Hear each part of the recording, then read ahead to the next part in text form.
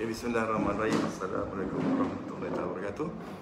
Kita mulakan kita punya sharing pada pagi ini dengan mul kitab Faziliyah kita adakan kepada Rasulullah SAW, kaum keluarga dan sahabat baginda dan guru-guru kita, mak bapak kita kaum muslimat sama ada yang masih dalam dunia, khususnya kepada kaum keluarga yang telah karamatullah dan klien-klien kami yang telah karamatullah. Al-Fatihah.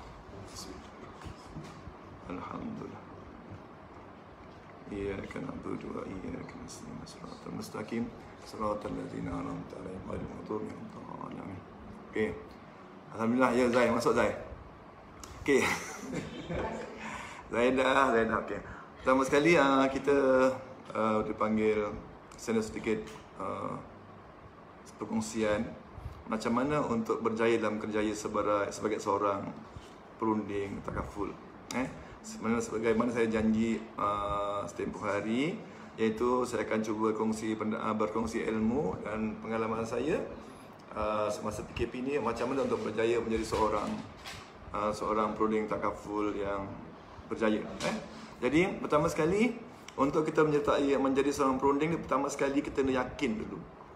Yakin bahawasanya this career yang kita nak pilih. Pertama sekali yakin.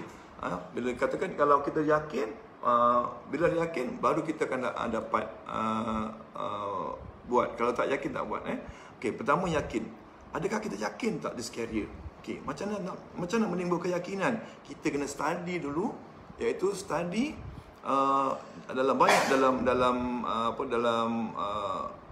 dalam internet dan apa tentang kerjaya sebagai seorang perunding takaful. Yang saya jumpa income lah, itulah ini. Jadi kita yakin. Pasti yakin. Serupa juga, kenapa orang nak jadi doktor? Kenapa kita orang bila zaman kanak-kanak nak jadi apa besok? Doktor. Doktor Yus, Dr. Yus masuk dah. Masih Dr. Yus. Jadi doktor. Kenapa ni doktor? Pertama sekali kerana gaji besar. Yang saya jumpa lah, saya jarang jumpa lah. Saya nak jadi doktor, yelah saya suka jadi doktor kan. Kenapa? Pertama sekali doktor ni kerja yang bagus, kerja yang murni dan gaji besar. Itu memang saya buktikan. Saya yakin sangat. Saya pernah jumpa seorang doktor yang merawat arwah bapa saya di hospital. Saya tanya, saya sembang-sembang dengan dia, saya tanya dia umur dia masa tu dalam 56 lah. Saya tanya dia, doktor saya nak tanya, if you don't mind lah. Dia kata okey, kenapa? Actually berapa income doktor Dia kata agak berapa? 120,000 sebulan. Banyaknya. Ya, 120,000 ringgit sebulan seorang doktor pakar. Doktor pakar.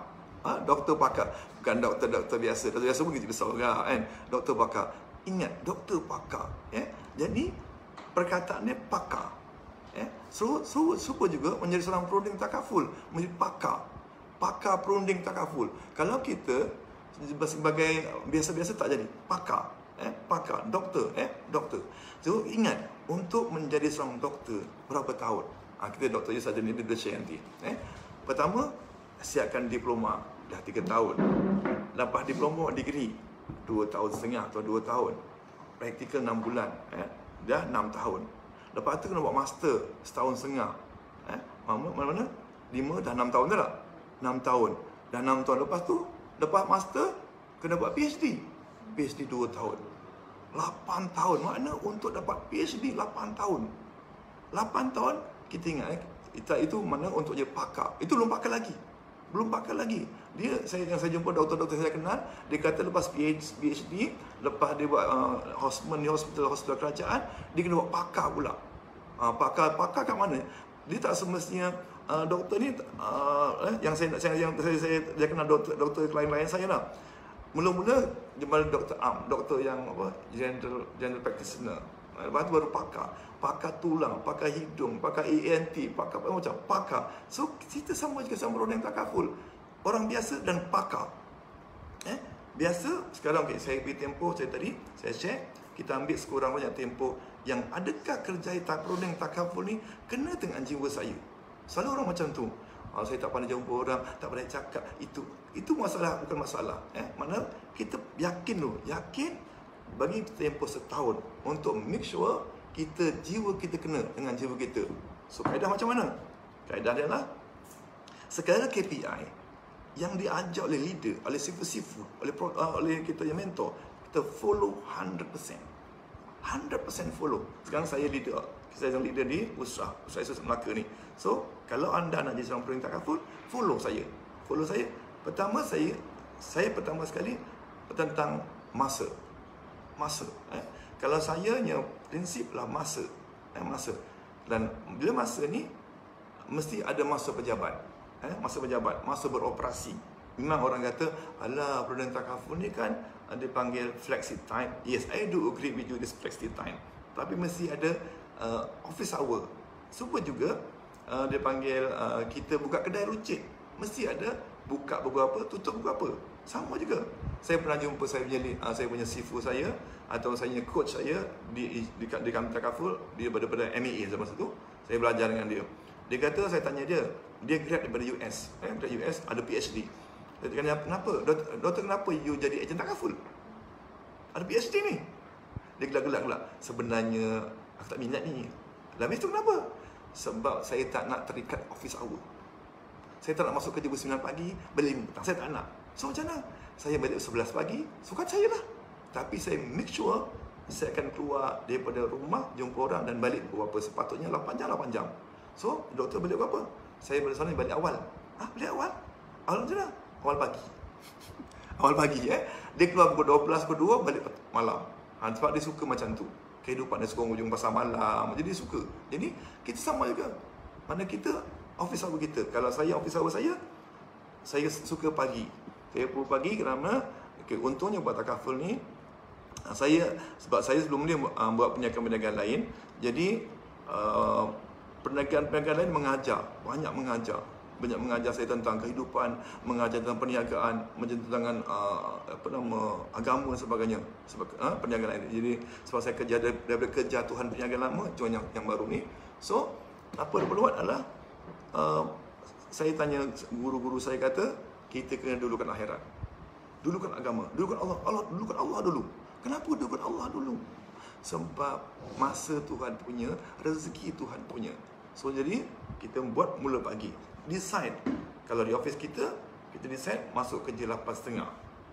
8.30 masuk kerja buat apa? Bukan masuk kerja kan? Masuk kerja suruh baca Asmaul Husna. Menyebut nama-nama Allah.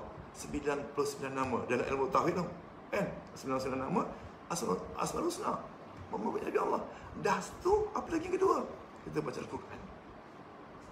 Al-Quran banyak mana? Tak banyak. 10 ayat saja. Ataupun satu muka surat. Kenapa 10 ayat? Yang saya yang jahil ni dia kata apa? Saya pernah jumpa seorang dalam kitab, dia kata orang-orang yang baca hanya 10 ayat Al-Quran sehari termasuk orang-orang lalai. Tak apalah, kita lalai lah. Lalai kita konon-konon sibuk, lalai 10 ayat. Baca 10 ayat. 10 ayat dah baca, baru kita buat kerja kita. Tapi janganlah masuk office PKP ni, memanglah work from home. Kerja di rumah. Pakai kain pelikat, baju pagoda, tak boleh lah. Kena pakai proper. Proper ambil satu sudut tempat tu, buat makan ke apa, jadikan office. Okey, pakai baju proper, pakai. Dan mula kerja. Mula buat prospecting, sebanyak. Itu mula kerja. Dah berapa-lama? Terpulang. PKP lah, contohnya PKP 3 jam, 4 jam, 6 jam.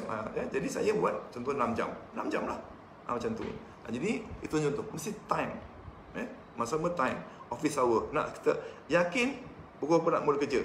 Let's say lah pukul 8, 9. Kalau biasa, kalau bukan PKP, dia kata pukul berapa? Kalau kerja bank, balik pukul 5. Kerja kerajaan, balik pukul 5. Kerja cikgu pukul 3. Ikut.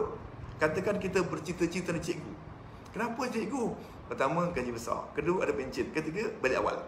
Kan? Okay, balik pukul 3. Tak apa, pukul 3 lah. Balik. Tapi ingat, cikgu mula kerja pukul apa? 7 pagi. 7.30 dah terpacak kat sekolah. 7 suku. So, it's the same thing. 7 suku. Buka mana tadi? Pertama, dah buat yang sama. Okey, selamat datang semua. Saya sharing ni. Just share saja. Bukan, saya tak pandai mengajar, just sharing je. Mana dia? Set office hour kita pukul, let's say kalau office kita 8.30, 5.30. Dia set follow. Pukul 9 mula buat kerja yang sepatutnya. Pukul 10 first appointment. 10 first appointment. Pukul 11 second appointment. Pukul 2 third appointment. So KPI lah satu hari mesti jumpa tiga orang. Sama you dekat konsultan ni